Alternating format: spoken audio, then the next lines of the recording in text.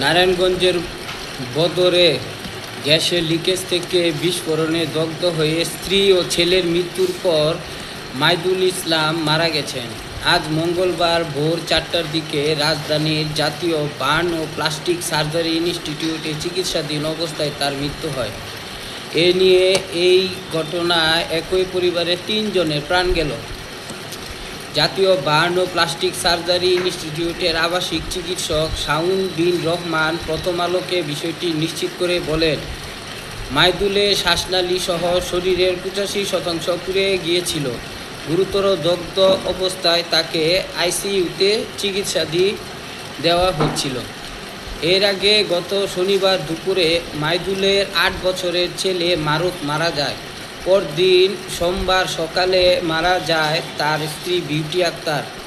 বিউটির শরীরে 80% এবং মারুফের 90% পুড়ে গিয়েছিল। শুক্রবার ভোরে বন্দরের 27 নম্বর ওয়ার্ডের কুড়িপাড়া চাপাতলি এলাকায় সালাউদ্দিনের টিনের ভাড়া বাড়িতে বিস্ফোরণের ওই ঘটনা ঘটে। বাসাটির একটি কক্ষে স্ত্রী ও ছেলেকে নিয়ে থাকতেন মাইদুল। তিনি পেশায় রাজমিস্ত্রি। ফায়ার সার্ভিসের প্রাথমিক ধারণা, গ্যাস লাইনের লিকেজ থেকে ঘরের ভেতর গ্যাস জমে বিস্ফোরণ ঘটে। জানালা বন্ধ থাকায় গ্যাস বের হতে পারেনি। ভোরে মাইদুল সিগারেট ধরানোর সময় আগুনের সংস্পর্শে জমে থাকা গ্যাসে বিস্ফোরণ ঘটতে পারে বলে জানা। তবে বিস্ফোরণের প্রকৃত কারণ তদন্ত করে দেখা হচ্ছে বলে জানিয়েছিল ফায়ার সার্ভিস।